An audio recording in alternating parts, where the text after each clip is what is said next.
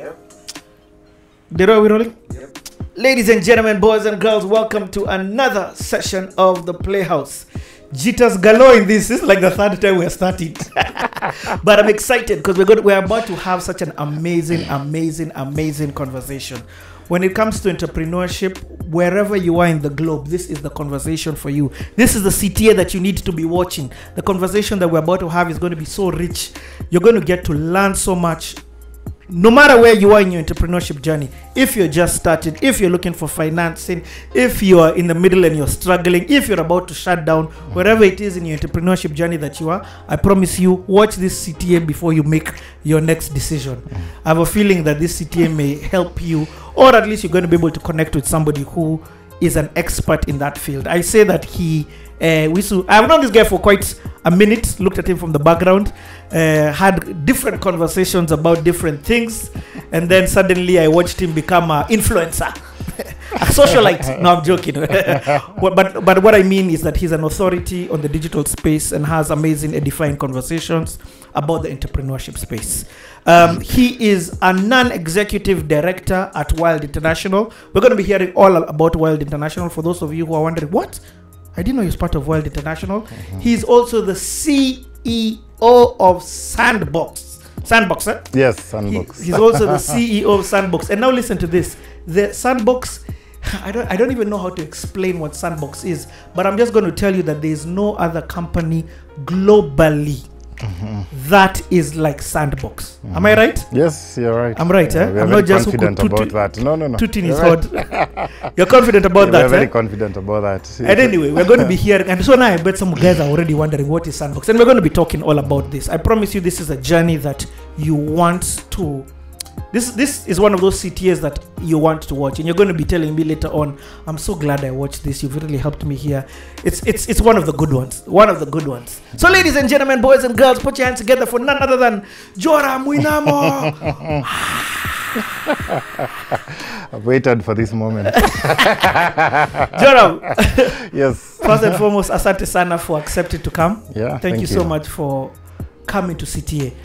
I want to start your CTA a bit different, first and foremost. Just because I don't feel like I've done justice with my intro in explaining what Sandbox is. And Sandbox is sort of at the tail end of this conversation. Yes. Just give a tidbit, snippet, and sort of explain what Sandbox is. What Sandbox is, so, I mean, Sandbox is this concept that we've been putting together for quite a number of years, actually. But what it is today, and it evolves with every passing day, is maybe the simplest way of putting it is that we are a one-stop shop, so that if you're an entrepreneur, it doesn't matter what stage you're at, whether you're just starting out, whether you're growing, whether you're at the later stages, you're running a big company and it's overwhelming you, or you're at the point where you don't know what to do, with your company. You want to exit, you want to IPO, you want to, hand over to another generation. So we handle the entire entrepreneurship life cycle, and we have these 33 different experts, areas of expertise. And by that I mean, all the functional areas you find in a business. So whether it's HR, whether it's finance, whether it's legal, whether it's innovation, whether it's IT, processes, like digital marketing, you name it, branding. Yeah, copyright. We have 33, everything, intellectual property, we have the legal who can handle that, risk management, governance. Expansion. Funding. Kila kitu, funding, investor readiness and capital raising. Okay. Yeah, it's all there, insurance. I love it. It's all there. We're going to get to Sandbox. But the reason, Kwanzaa, why we had the breakfast is because our conversation is going to be nice and long. Yes. How did you like your breakfast first and foremost? It was amazing. It was amazing. A big thank you to Sarova. Sarova, we're shooting at the Sarova Pan-Afric right here in Nairobi City. This is one of the amazing suites that we get to just, have our intimate conversation without distraction. So it's a big thank you to Sarova. They are our venue partners. They are CTA Clean the Air venue partners, hence why I've got to give them a big shout out. Yeah, love the ambience. I'm very impressed by what they've done. You were telling me that you come here for a lot of conferences. I've been passing outside and everything, and I didn't know that they had really done some amazing renovations. So I'm quite impressed. Nabado, wait to see lunch. Buddha, utafraya. Anyway, Joram, let's kick this off from the very beginning, and I like starting this birth literally from the beginning. Yes. Tell us a little bit about your upbringing, where you're born. Let's start there. Okay. I rarely get to tell this story, but when I was born, my family was actually living in Embu. So my dad had a job in Embu as, I think he was a provincial planning officer. So he used to work for government. He's an economist and used to be in this Ministry of Planning and stuff. And so at that time he was stationed in Embu. So that was in 1980. And my mom was a teacher, first at Kangaroo, then Kigari Teachers Training College. So the ambience will fill me completely. In fact, I realize I have quite a visual memory because I can picture all these places as I'm talking. We used to live on Kaunda Street in Embu, which is like one of the main streets. It's still there until today. I even took my kids to see it one time when we passed by there. And so, so we're living there. And so we're a family of 5 kids. What number are you in that? I am number 4. So I have 3 elder sisters and a younger brother. But the gap between my older sister and myself is about 6 years, and then 6 years between me and my younger brother. So there's a gap for which I was kind of alone for quite a bit. The spoiled firstborn boy. Yeah. So I was born there. I think I was born in Nairobi, but we were living there. So of course, back to Embu. Then I spent the first 9 years of my life. 9? Yeah, in Embu. So I remember I went to a nursery school called DDC Nursery School. It was, I think, a government nursery school. Again, I can visually just picture it up the road. Embu has one main road that just cuts across it and everything is like on it. And then after that, I went to a school called St. Michael's Primary School. So I was there from standard 1 to 4. By the time I was joining, my sisters were at the tail end of like kind of leaving. So I was not there with them for long. But don't even go to high school. Yeah. Okay. So they went to Kiani School in Runyenjes, and there were boarders there. My sisters were in the same class, although different ages. The ones that I follow. So I spent a lot of time going to that school alone. I would walk to school. Had a very interesting experience because in Embu, because my dad was working for government, we were like the rich kids. Yeah, the well-off people were those for who, the people worked for government. So I remember his crew, he was the chairman of even the sports club in Embu and the like. So we'd probably hang out with like the privileged people. And this is very interesting because this story is going to take quite a turn. So so I remember there are times I would be dropped in school, and this is a school which some of my schoolmates would not even wear shoes to school. Like that was the range of, it was, St. Michael's was probably the best public school in Embu. There was like maybe only 2 others that, would compete at the same level. But you'd probably get the highest quality education in that school. So like I said, we were the privileged kids, whose parents had cars, we could get to do things that other kids wouldn't. And I was very aware of that privilege when we were there. And so went up to standard 4. Wait, as a farmer, were you guys... I've not heard you mention your mom. So yes, okay, so she passed on later, but my mom was pretty much actually the active. My dad used to travel quite a bit because being the provincial, remember Kenya had provinces. This was Eastern Province, and Embu is the headquarters of Eastern Province. But it covers all the way from like Marsabit down to it was Machakos and all sorts of things. So it was pretty expansive, and my dad would travel, even those days when there were no roads, there'd be Land Rovers and his drivers taking him, and they are counting and doing projects, economic projects, and seeing how many people are there, what should be done. So he used to travel a lot, and my mom was a teacher, so at Kangaroo School, which is quite famous, and then later at a teachers training college. And so a lot of our lives was around the two. So I mean, they were both present, but my visual memory of that time is that I was alone a lot of the time, because especially after my sisters went to boarding school. I would spend a lot of time alone. We had a big compound where we used to live. I would go for a lot of adventures on my own, just doing my own thing until my younger brother came. But even by the time he came, he was much younger. So of course, yeah. Like we didn't quite relate. What about with the friends around? Okay, so maybe now from school. Yeah. So it's interesting because I actually remember quite a number of the people. One of the things I have is a very good memory about people I went to school with, and so made quite a number of friends. I think a lot of them are in Nairobi today.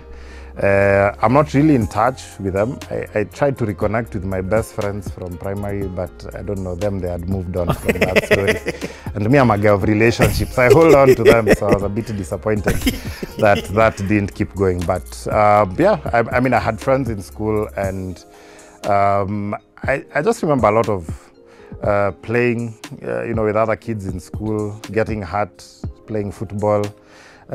Funny memories. I think we would play like 3 different teams, standard 8s, standard 6s, and maybe standard 4s in the same pitch at the same time. Soccer, and you somehow figure it out. When the ball comes and you're the goalie for your whatever. Those are the kind of memories I have of that particular school. I would say it was pretty good education at the time. Yeah. And then when I got to the age of 9, the other interesting thing is that I was always 1 year younger than my classmates, because I think I started a bit earlier. So I didn't do preschool. Where I was, there was no preschool. So I just went straight to standard 1. So by then, by the time I got to standard 4, my dad was transferred to Nairobi. Okay. Yeah, so he was brought to work at, I think it was Treasury, then Ministry of Energy, then back to Treasury later on. And so as a result, I think he moved fast. We left my mom and my sisters in Embu for almost a year. So you just moved with your dad? So yes, so they made the decision that I move to Nairobi, but I moved to stay with my auntie. Your dad's sister, or your mom's sister? And my uncle. Somehow I remember in that family, my uncle was based in Eldoret and my auntie was based in Nairobi.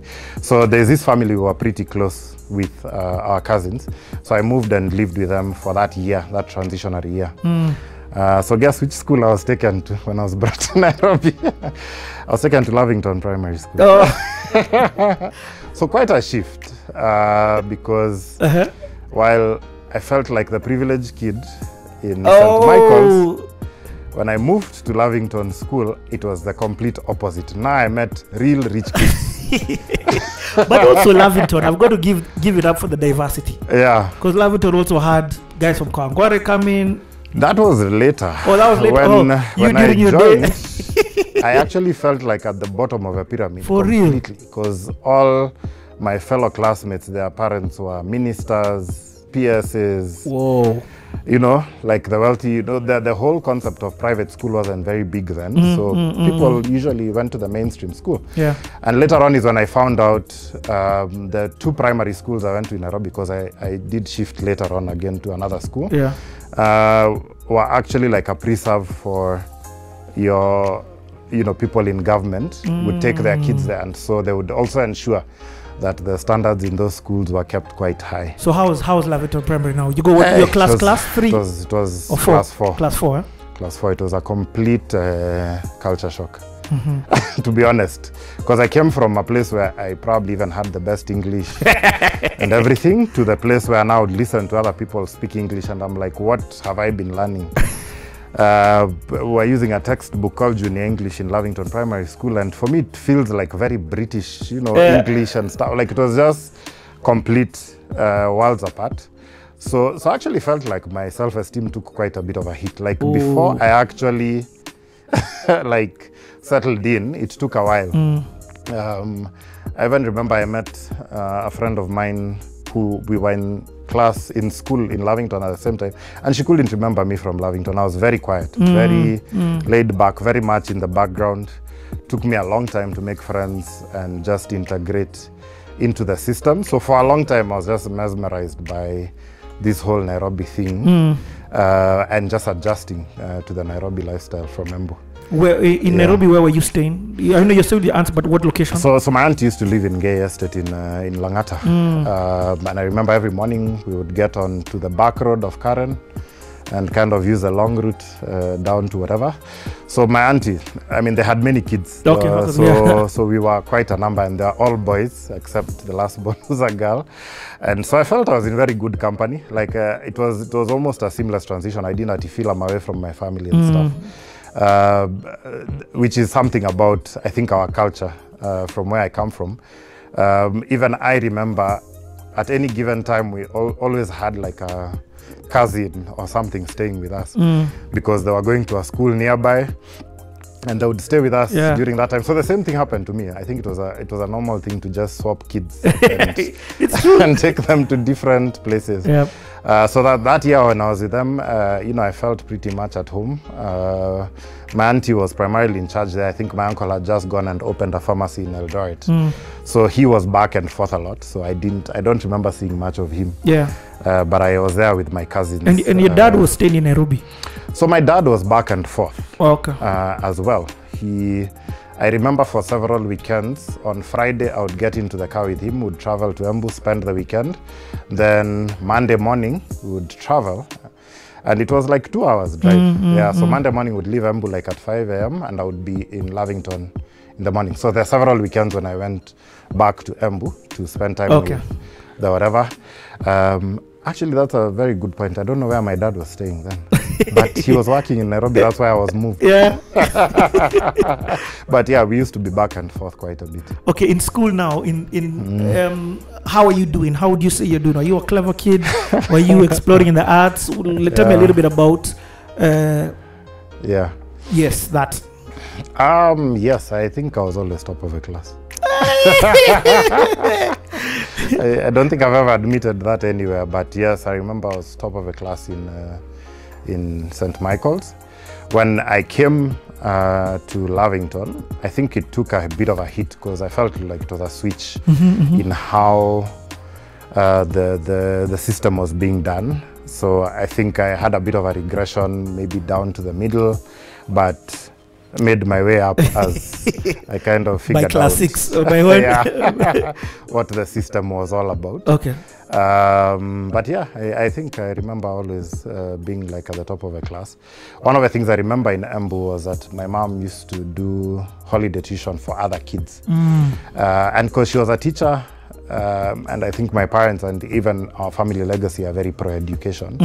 It was just a given that you had to put in a lot of effort into your education. I don't remember struggling though. with any of the subjects? No, I don't remember. Even Swahili? Yeah. One of those choppies. These are the guys I don't like, Wana. They're just passing everything without trying. The only time, that probably changed was in university, but for different reasons. But yeah, through primary, I did do quite well in the education part. I didn't struggle much with. I think what I struggled with in Lavington was just the whole social transition. But once I settled, then I kind of just got into it and now started making friends and fitting in. And then I was there for 2 years, so tail end of standard 4, standard 5, standard 6. And do your parents come, do they move in at any of this time? Yeah, so now in standard 5, my family moved to Nairobi.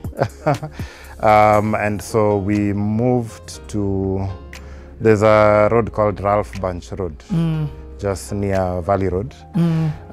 So if you go down that road and then up, there was an estate, a government estate. It's not government anymore. The Valley Road, where we are, just right here. Yeah, just like between Sagret and Milimani Hotel, there's an estate on the upper side of the road. So that's where we moved to. There were maishonettes. I remember all the neighbors, one or another, the parents worked for the government. So there were like 4 houses where it was military, senior military officers. Then the rest were, one guy ended up becoming the commissioner of police. He's since passed on. And the rest were working in different government departments. So it was a very Gava estate. Very nice houses though, very convenient. So I would now for the first few years, I would take a M3 from Valley Road to Mudangari Road, walk down to Lavington, walk back. But there were many kids doing that. Yeah. Paying 2 bob in those M3s with loud music. And so that was my life for like 2 years. And then I don't know what happened. They've never explained to date why. But then I was moved from Lavington Primary to Nairobi Primary School. So I spent standard 6, 7, and 8 in Nairobi Primary School. And how was Nairobi Primary School? So Nairobi Primary felt like a good in between of St. Michael's and Lavington. It was, I fitted right in immediately. Because I think there was more diversity in Nairobi Primary. I didn't feel like there was extremes of the rich kids and the other side. I felt like there was more of a balance of, we are all from the same, you know. I get it. Yeah, like middle class type of family. Yeah. And what year is this? What year is this that we're talking now? So this was, because I finished primary in 94, so this was around 92. Okay. No, 93, so around 91. Okay. When I moved to Nairobi Primary. And I think Nairobi Primary probably now set a foundation for the rest of my life.